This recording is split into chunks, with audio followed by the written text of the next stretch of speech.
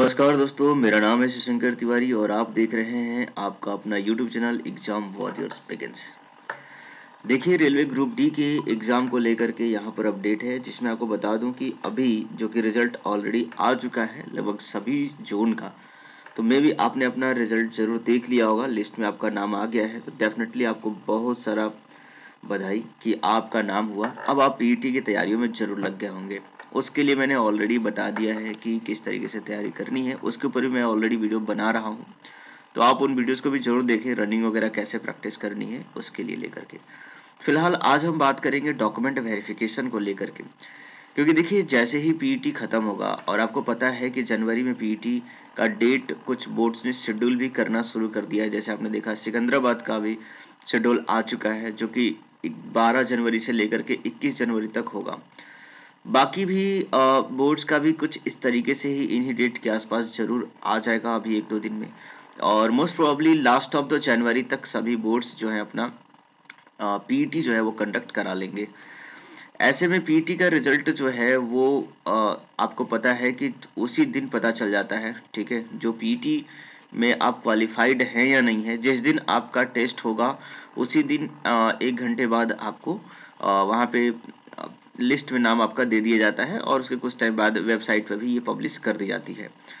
तो पीईटी का रिजल्ट तो तुरंत आ जाता है। अब रिजल्ट बनाने में उनको जितना समय लगे, जो भी 10 से 15 दिन का समय लगेगा, जिसमें वो ये डिसाइड कर पाएंगे कि जो कट ऑफ है वो कितना इनक्रीज करा जाएगा। ठीक है, तो उसके तुरंत बाद ही यहाँ पर डीवी की प्रक्रिया जो शुरू हो जाएगी। और जैसा आपको पता है कि जो ज्वाइनिंग की जो प्रोसेस है ग्रुप डी का, वो मार्च लास्ट और अप्रैल तक की बात कही गई है। ठीक है, लास्ट मार्च और अप्रैल तक में ज्वाइनिंग इनको कराना है।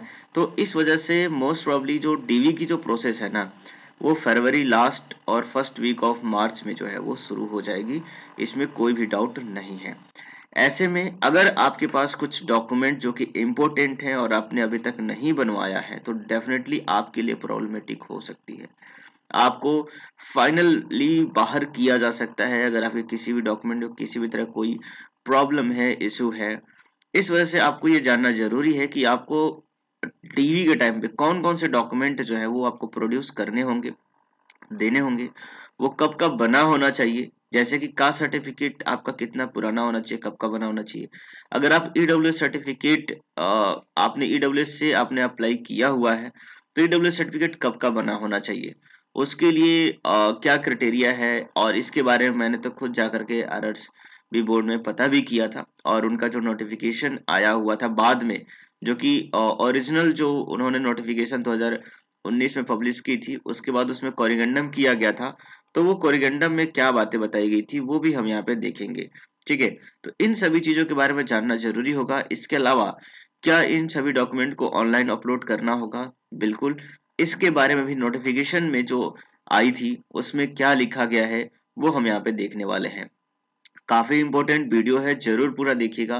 क्योंकि अगर यहाँ पर आप कोई मिस्टेक करते हो, गलती से मान लो ऑनलाइन अपलोड करना आप नहीं भूल गए, है ना, या फिर कोई सर्टिफिकेट था जो आपका काफी पुराना था, कौन से डेट का बना होना चाहिए, फिर नया चाहिए, इस तरह की चीजों में अगर आप मिस्टेक करते हो, तो यहाँ पे साफ साफ लिखा गया है कि आपको दोबारा कोई चांस नहीं दिया जाएगा ओरिजिनल डॉक्यूमेंट प्रोड्यूस करने का।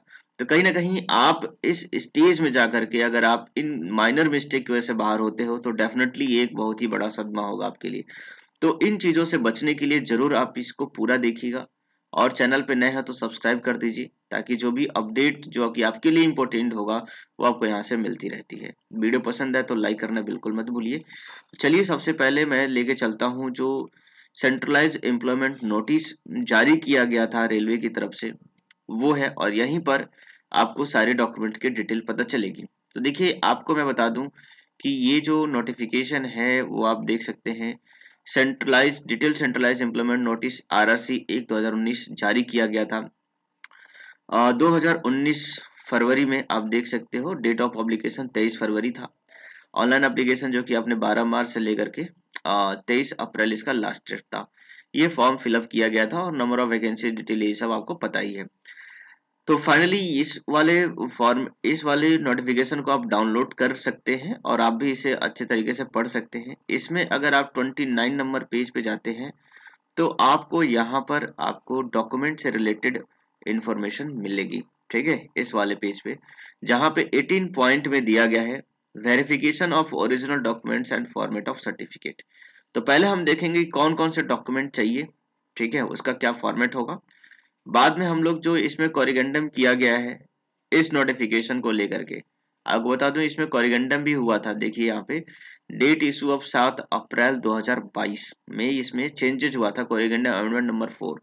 तो वो चेंजेस क्या थे और किस चीज के लिए थे वो भी देखना आपको जरूरी होगा। तो इन सभी चीजों को हम यहाँ पे ऑनलाइन देखेंगे। देखिए सबसे पहले यहाँ पे देखते हैं, लिखा गया to ascertain their eligibility as on the closing date of registration of online application, candidate are required to produce all original document with 2 sets of self-attested photocopies of all document at the time of document verification। ठीक है जी।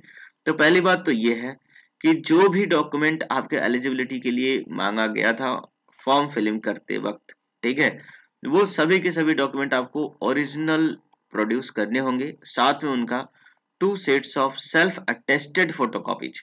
Self attested होने का मतलब होता है कि जो आपका ओरिजिनल डॉक्यूमेंट होगा उसको फोटोकॉपी करा करके उस पे आपको अपना साइन करना होता है, ठीक है, तो उसे सेल्फ अटेस्टेड बोला जाएगा और वो आपको करके ले जाना होगा। Further, these candidates should upload the scanned copies in true color of all the certificate as applicable prior to their document verification date through www.rrbdv.in portal। तो देखा आपने, यहाँ पर यही बात बताई गई है कि जितने भी आपके ओरिजिनल डॉक्यूमेंट होंगे उन सभी डॉक्यूमेंट्स को आपको इस वाले पोर्टल पे जा करके अपलोड करना होगा। लेकिन ये कब करना है उसके लिए आपको डेट अभी, जैसे ही आपका पीईटी हो जाएगा और डीवी की डेट जब आ जाएगी तो आपको यहाँ पर इसके लिए नोटिफिकेशन आएगा। उस टाइम पे आपको इस पोर्टल पे जा करके अपना डॉक्यूमेंट जो है अपलोड करना होगा, ये कंपलसरी होता है। जैसा कि आपने अभी देखा था एनटीपीसी में भी ऐसा ही हो रहा था, जो भी कैंडिडेट थे, हालांकि कुछ जोन ने इसको नहीं कहा था करने के लिए, तो वो अपना अलग अलग आरआरबीज का अपना नोटिफिकेशन हो सकता है, लेकिन आपको ध्यान में रखना होगा कि नोटिफिकेशन को आपको क्लियरली समझना होगा। अगर आता है तो आपको जरूर यहाँ पे अपलोड करना होगा। बाकी आप हमारे साथ बने रहेंगे तो डेफिनेटली हम आपको इन्फॉर्म कर देंगे जब भी इस डीवी के लिए डेट इशू होगी। मोस्ट प्रॉब्ली फरवरी में ये काम आपको करना हो सकता है, ठीक है। आगे देखिए इसमें लिखा गया all certificate should be either in English और in Hindi only, where certificate are not in English Hindi self attested translated version should be produced wherever whenever required. तो देखिए देखिए जैसे कि मान लो नॉर्थ इंडिया में है आप, तो डेफिनेटली आपका सर्टिफिकेट या तो हिंदी में होगा या तो इंग्लिश में होगा। लेकिन जैसे कि जेएनके के स्टूडेंट होंगे, है ना, या फिर साउथ इंडिया के स्टूडेंट होंगे, तो उनके डॉक्यूमेंट में भी अदर लैंग्वेज में हो सकते हैं, जैसे कि उर्दू में हो सकते हैं या फिर तमिल में हो सकते हैं, कन्नड़ में हो सकते हैं। तो अगर इस अदर लैंग्वेज में है इंग्लिश और हिंदी छोड़ करके, तो आपको उन सभी डॉक्यूमेंट्स का ट्रांसलेशन कराना होगा या तो हिंदी या तो इंग्लिश में, और उसको सेल्फ अटेस्ट करना होगा। ये आपको ध्यान में रखने की बात है। आगे लिखा गया है no additional time will be given to the candidate not producing their original certificate on date of their document verification and the candidature of such candidate is liable to be cancelled. तो इस बात को बिल्कुल आप ध्यान में रखिए, जो कि क्लियरली यहाँ पे 18.3 पैरा में मेंशन्ड है कि अगर आपने जो है ओरिजिनल डॉक्यूमेंट डीवी के टाइम में प्रोड्यूस नहीं किया, उनके सामने नहीं लेकर गए, तो डेफिनेटली आपको यहाँ पर क्या होगा कि आपकी जो कैंडिडेचर है वो कैंसिल कर दी जाएगी। इसलिए जो भी ओरिजिनल डॉक्यूमेंट्स हैं आप संभाल के रखें। किसी भी तरह से अगर वो आपका मिस हो जाता है तो आपको इसमें कोई भी दोबारा चांस नहीं मिलने वाला है, ठीक है। 18.4 में दिया गया है document to be brought by candidate in original for document verification are indicated below. तो ये सभी डॉक्यूमेंट जो है आपको ओरिजिनल फॉर्मेट ले जाने होंगे, साथ में फोटोकॉपीज भी होंगे, और वो डॉक्यूमेंट आप इस तरीके से देख सकते हैं। पहला डॉक्यूमेंट जो है वो मैट्रिकुलेशन या फिर हाई स्कूल एग्जामिनेशन सर्टिफिकेट होना चाहिए, या इसके इक्विवेलेंट कोई भी ऐसा डॉक्यूमेंट जो कि आपके date of birth and matriculation जो है, मैट्रिकुलेशन के लिए सर्टिफिकेट प्रूफ देता हो। जैसा आपने देखा होगा कि आपके 10th वाले मार्कशीट पे आपका डेट ऑफ बर्थ दिया गया रहता है, तो वो डेट ऑफ बर्थ का प्रूफ होना चाहिए। और दूसरा क्या होना चाहिए कि आप मैट्रिक पास हैं, इसके लिए वो प्रूफ होना चाहिए। इसके इक्विवेलेंट भी अगर कोई डॉक्यूमेंट है तो आप वहां प्रोड्यूस कर सकते हो। इसमें ये ध्यान रखना होगा कि the candidate's name and the father's mother's name mentioned in the application will also be verified with reference to the name mentioned in the certificate. जैसा कि आपको पता है कि जब आप एप्लीकेशन फॉर्म फिल करते हो तो उस टाइम पे भी लिखा रहता है कि नाम वही डालना है जो आपके मैट्रिकुलेशन सर्टिफिकेट में गिवन है, क्योंकि मैच उसी से किया जाता है। अगर आप उसमें नाम डिफरेंट है आपके मैट्रिकुलेशन सर्टिफिकेट से, तो आपके लिए यहाँ पे प्रॉब्लम हो सकती है। उसके लिए कुछ तरीके हो सकते हैं, जैसे कि आप एफिडेविट वगैरह बना सकते हैं, बट वो काफी ज्यादा आपके लिए चैलेंजिंग हो सकता है। आगे जो लिखा गया है एनसीवीटी और एससीवीटी सर्टिफिकेट एज एप्लीकेबल। अगर आपने आईआईटी के से रिलेटेड फॉर्म फिल करते वक्त आईआईटी डाला था तो आपके पास एनसीवीटी या फिर एससीवीटी सर्टिफिकेट होना चाहिए, जो आपको वहां पे प्रोड्यूस करना होगा। SC ST certificate in format as per annexure 1। तो आप एससी एसटी कम्युनिटी से हैं तो उस फॉर्मेट जो कि एनेक्सर 1 में है, ठीक है, आपको मैं दिखा दूंगा, या फिर आप इस एप्लीकेशन को डाउनलोड जरूर कर लीजिए, एनेक्सर 1 में देख लीजिए। हालांकि ये सब चीजें जो सर्टिफिकेट है वो आपका जो है जब आपने फॉर्म भरा था उसी टाइम का बना होना चाहिए, उसके पहले का। ठीक है, ये बात आपको ध्यान में रखना होगा, तभी जा करके आपका ये फाइनल माना जाएगा। अगर आपने बाद में बनवाया है, जो कि मान लीजिए कि फरवरी में जो नोटिफिकेशन आई थी और लास्ट डेट अप्रैल था 2019 का, तो उसके बाद का बना हुआ यहाँ पर कंसीडर नहीं किया जाएगा, एससी एसटी सर्टिफिकेट है तो। ठीक है, कुछ कुछ मायने में यहाँ पर बात का भी माना जाता है, लेकिन हम कोरिगंडा में देखेंगे कि उसमें क्या बातें बताई गई हैं। ठीक है, तो पहली बात तो है कि आपके पास पुराना वाला होना चाहिए, और अगर आपने नया बनवा लिया है तो और भी अच्छी बात है। दोनों सर्टिफिकेट आप जरूर लेकर के जाएं, क्योंकि आरआरबी वहां पे मांग सकती है कि आपका पुराना वाला सर्टिफिकेट कहाँ है, क्योंकि उस टाइम पे आप S C S T community में थे या नहीं थे, आपके पास फॉर्मेट आपके पास सर्टिफिकेट था या नहीं था, ये जानना जरूरी होता है। इसके अलावा देखिए क्या लिखा है, OBC NCL certificate as per annexure 2 not older than 1 year from the date of document verification. तो देखिए इसमें क्लियरली मेंशन है कि ओबीसी जो एनसीएल सर्टिफिकेट होगा वो आपका 1 साल से ज्यादा पुराना नहीं होना चाहिए। जैसे कि अभी मान लीजिए फरवरी 2022 में आपका होने वाला है डीवी, ठीक है, तो आपका 2021 फरवरी के बाद का ही बना होना चाहिए। अगर बेहतर होगा कि आप अभी नया बनवा लीजिए, ठीक है। एनसीएल सर्टिफिकेट इसमें क्लियरली मेंशन है 1 साल से पुराना नहीं होना चाहिए। Non creamy layer declaration by OBC NCL candidate as per annexure 2। तो नॉन क्रीमिलियर है, इसके लिए डिक्लेरेशन होता है, वो सर्टिफिकेट आपके पास होना चाहिए। Income and asset certificate to be produce by economical weaker section as per annexure 3। ठीक है, तो जो छात्र इनकम एंड सर्टिफिकेट जो छात्रों ने दिया था, मतलब जो फी कम कराने के लिए, जैसा आपने देखा था कि जिसके 500 फीस था, ठीक है, नॉर्मल कैंडिडेट के लिए और ईवर कैंडिडेट के लिए, तो जो फीस में माफी के लिए जिन्होंने इकोनॉमिकल वीकर सर्टिफिकेट वहां पे प्रोड्यूस करना होगा आपको, अगर आपने फी में यहाँ पे छूट लिया हुआ है तो। ठीक है, आपको ईडब्ल्यूएस ईबीसी सर्टिफिकेट होता है जिसे आपको प्रोड्यूस करना होगा। यहाँ पर बहुत सारे छात्र मैंने देखे थे आरआरबीज में गए थे जिन्होंने बोला था कि हमने गलती से यहाँ पर ईबीसी पे क्लिक कर दिया था और फीस कम दिया था, तो अभी क्या करना होगा। ठीक है, तो यहाँ पर देखिए मैंने बात किया था छात्रों से, तो उन्होंने बताया था कि बाद में अगर आप को क्या है कि बाकी का जो पैसा है ना वो आपको पेड करके आप वहां पे हो जाएगा काम आपका। मतलब गलती से अगर आपने ईबीसी पे क्लिक कर दिया और आपने कम पैसे पेमेंट किए, तो बाद में डीवी के टाइम पर आप, हालांकि एनटीपीसी में ये चांस दिया जा रहा था, पता नहीं ग्रुप डी में ऐसा किया जाएगा या नहीं किया जाएगा, लेकिन एनटीपीसी में ऐसा किया जा रहा था। ठीक है, तो इस बात को थोड़ा सा आपको ध्यान में रखना होगा। अगर गलती से हो गया है तो कोई डरने की बात नहीं है, उसे बाद में बाकी का फीस पेमेंट करके आप आगे प्रोड्यूस कर सकते हैं। आगे जो है 8वें नंबर में लिखा गया minority community declaration of non judicial stamp paper, है ना। तो अगर आप माइनॉरिटी कम्युनिटी से बिलोंग करते हैं, उसमें देखा होगा कि जब फॉर्म फिलअप करते हैं तो माइनॉरिटीज पे क्लिक करने के लिए आता है। तो अगर ऐसा कुछ है तो आपको नॉन जुडिशियल स्टाम्प पेपर पर डिक्लेरेशन लेकर के जाना होगा। Original discharge certificate of ex serviceman, है ना। तो जो भी एक्स सर्विसमैन है, आर्मी से रिटायर्ड है, पुलिस से मतलब जो भी सर्विसमैन है जो रिटायर्ड हो चुके हैं, तो ऐसे लोगों को डिस्चार्ज सर्टिफिकेट दिया जाता है, वो ओरिजिनल लेकर के जाना होगा। Medical certificate for person with benchmark disabilities PWBD candidate है, तो आपके जो भी डिसेबिलिटीज है उसको ले करके आपको उसके फॉर्मेट में आपको यहाँ पे सर्टिफिकेट देना होगा। Self declaration for ex serviceman as per annexure 4th 7th, ठीक है। तो आपका सेल्फ डिक्लेरेशन भी होना चाहिए। अब एनेक्सर 7 में देखा जाएगा कि उसमें क्या है ना। एक्स सर्विसमैन में आपका डिक्लेरेशन यही होगा, ठीक है, कि आपने जो है अब रिटायर हो चुके हैं और इस जॉब में किस तरीके से बने रहते हैं, इस चीज को लेकर के सेल्फ डिक्लेरेशन होगा। NOC for serving employees with date of appointment from current employer, है ना। तो जो भी एम्प्लॉयमेंट आप कर रहे हो, कोई भी एम्प्लॉइज है, चाहे प्राइवेट हो चाहे गवर्नमेंटेड हो, अगर आप उस जॉब को छोड़ करके आप आरआरसी ग्रुप डी वाले जॉब में जाना चाहते हैं तो आपको एक एनओसी लेकर के जाना होगा, ठीक है, जिसे कहते हैं नॉन ऑब्जेक्शनल सर्टिफिकेट। आगे है NOC for serving defence personnel with probable date of discharge, है ना। तो अगर सर्विंग डिफेंस पर्सनल है तो आपको भी एनओसी, सर्विंग है तो, है ना। अगर आप रिटायर्ड हो जाते हैं तो एक्स सर्विसमैन हो जाते हैं, जिसमें आपको क्या है कि आपको डिस्चार्ज सर्टिफिकेट लेकर के जाना होता है। लेकिन आप एक्स सर्विसमैन होते हुए भी सर्विंग कर रहे हैं किसी डिफेंस में, क्योंकि उसमें भी होता है कि रिटायर होने के बाद भी आपकी जॉब लग जाती है, तो इस वजह से वहां पर भी आपको एनएसओ लेकर के जाना होगा, ठीक है।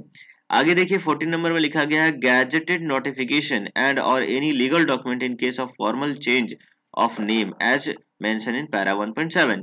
तो देखिए यहाँ पर अगर आपके नेम में किसी भी तरह का कोई चेंज हो गया है ना, मान लीजिए कि आपका नेम था, जैसे कि ज्यादातर ये महिलाओं में होता है, शादी होने के बाद उनका नेम का टाइटल चेंज आता है, जो कि उनके सर्टिफिकेट से भी मैच नहीं करता है ना।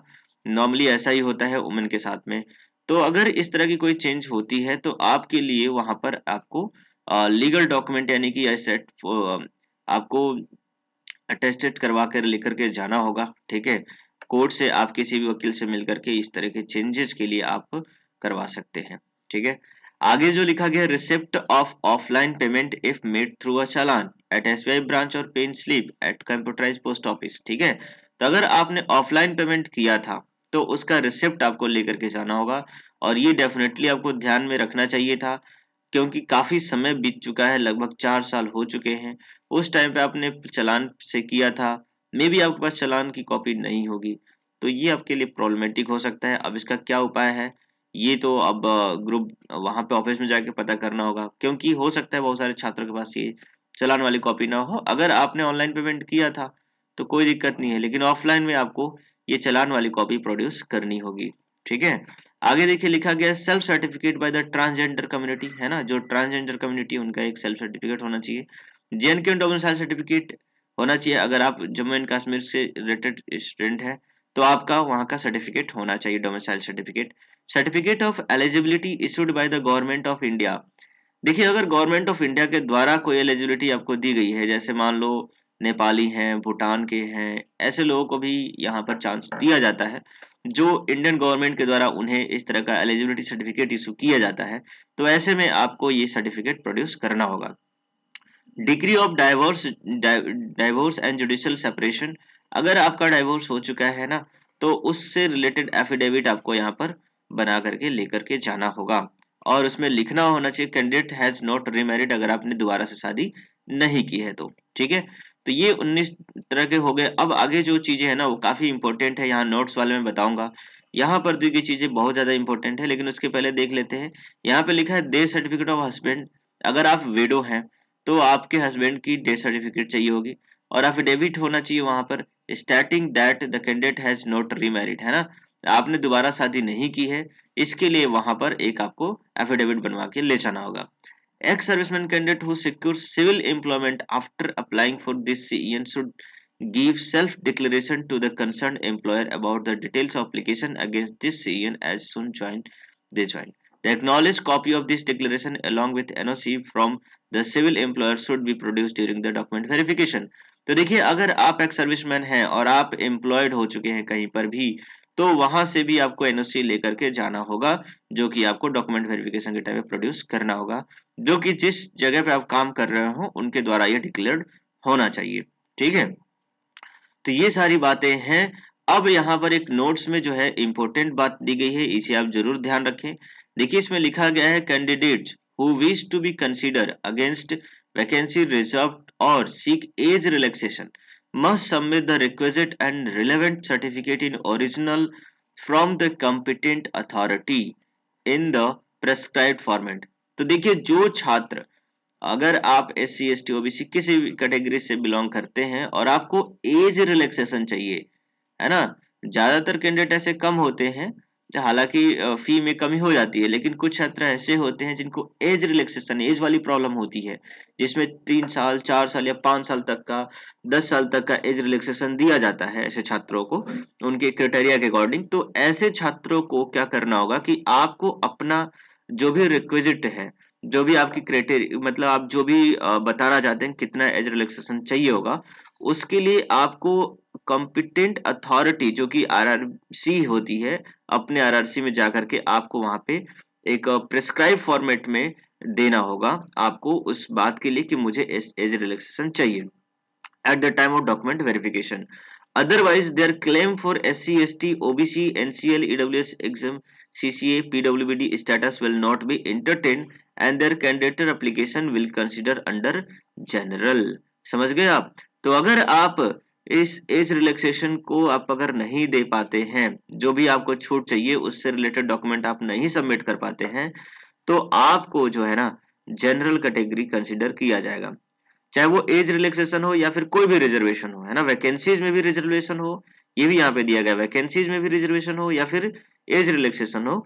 अगर आप अपना ये सर्टिफिकेट प्रोड्यूस नहीं कर पाते हैं तो ऐसा नहीं है कि डायरेक्टली आपको कैंडिडेचर कैंसिल ही कर दिया जाएगा, बल्कि आपको जनरल कैटेगरी कंसिडर किया जाएगा, और अगर आप एलिजिबल हो पाते हैं तो ही आपको फर्दर यहाँ पे कंसिडर किया जाएगा। The certificate should be as per the format annexed, certificate obtain in any other format will not be accepted.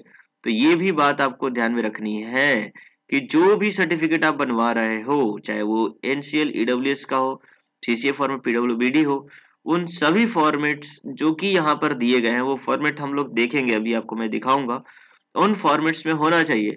अगर दूसरे फॉर्मेट में आपने बनवाया है तो डेफिनेटली वो कंसिडर नहीं किया जाएगा। The educational qualification certificate, whether provisional or regular, should contain the date of issue. In case date of issue of this certificate is after the closing date of registration of online application, then the consolidated mark sheet with the date of declaration of the result of final qualifying exam or individual mark sheet of all the semester years with the date of declaration of the result on each should be submitted. In case of non-availability of date of in any of these marks, said certificate or certificate from the institution would affect indicate date of declaration result should be produced at the time of document verification. तो देखिए यहाँ पर एक बात बता दी गई है simple सा ये, कि जो आपका क्वालिफिकेशन वाला सर्टिफिकेट है, जैसे आप 10th क्वालिफाइड हैं, आपने IIT किया हुआ है ना, उससे रिलेटेड जो भी डॉक्यूमेंट्स है, तो उन डॉक्यूमेंट पे पहली बात तो डेट ऑफ इशू होना चाहिए, ठीक है, और जो भी डेट ऑफ इशू होगा वो आपका यहाँ पर, एक मिनट यहाँ पे,